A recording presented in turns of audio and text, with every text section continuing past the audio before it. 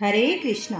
तो दोस्तों, आज के हमारे इस वीडियो में गणेश जी भगवान की बहुत ही सुंदर कहानी लेकर आई हूँ। तो प्रेम से बोलिए, गणेश जी भगवान की जय हो। दोस्तों, एक समय की बात है।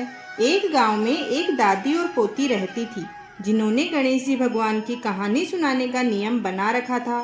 वह एक कलश में पानी भरकर फूल रखकर कहानी कथा सुना करते थे और गणेश जी भगवान के नाम का दिया जलाया करते थे।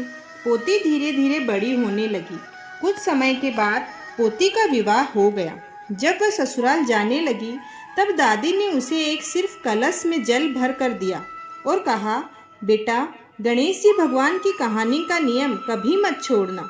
लड़की विदा होकर ससुराल को चली। चलते चलते रास्ते में वह सोच में पड़ गई कि जब ससुराल में सब पूछेंगे कि बहू अपने पीहर से क्या क्या लेकर आई है अपनी विदाई में, तो मैं क्या कहूँगी। गणेश जी महाराज ने सोचा कि यह मेरी भक्त है, बचपन से ही यह मेरी नियम से कहानी कथा करती है और आज यह लड़की बहुत परेशान है। मुझे इसके संकट को मिटाना चाहिए। रास्ते में पोती ने गणेश जी भगवान की कहानी कथा सुनी और उनके नाम का स्मरण किया और दिया जलाया।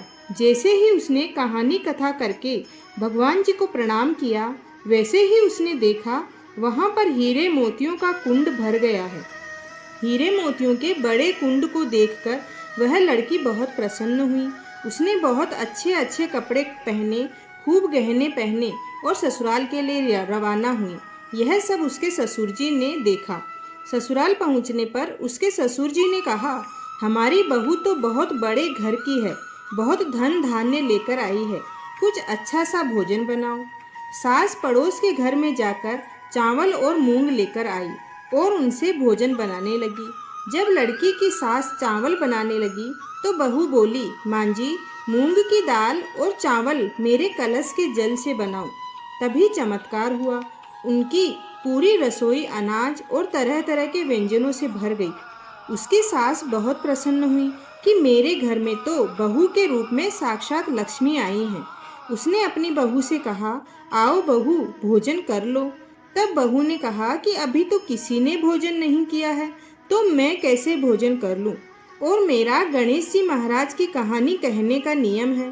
फिर सास ने कहा, बहू, मैं भी तुम्हारे साथ कहानी सुनूंगी।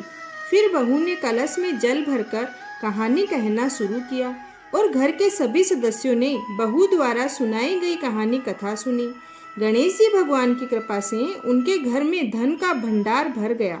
यह देखकर सास और भी अधिक प्रसन्न हुई और बहू के द्वारा लाया गए धन और उसकी कहानी का प्रचार करने के लिए वह खुशी खुशी गणेश जी महाराज के प्रसाद बांटने चली गई।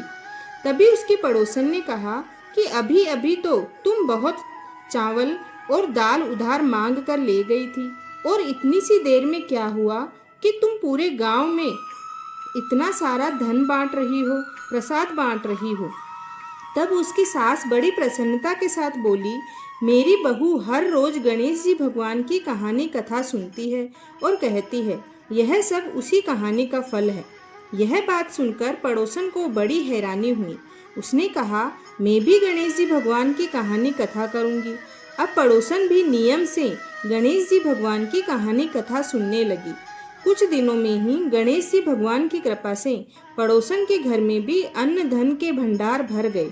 गणेश जी महाराज, जैसी कृपा आपने उन दादी पोती के साथ की, पड़ोसन के साथ की, वैसी कृपा आप अपने सभी भक्तों पर बनाए रखना। प्रेम से बोलिए, गणेश जी महाराज की जय। भक्तों, कहानी पसंद आई है तो चैनल को जरूर सब्सक्राइब करें।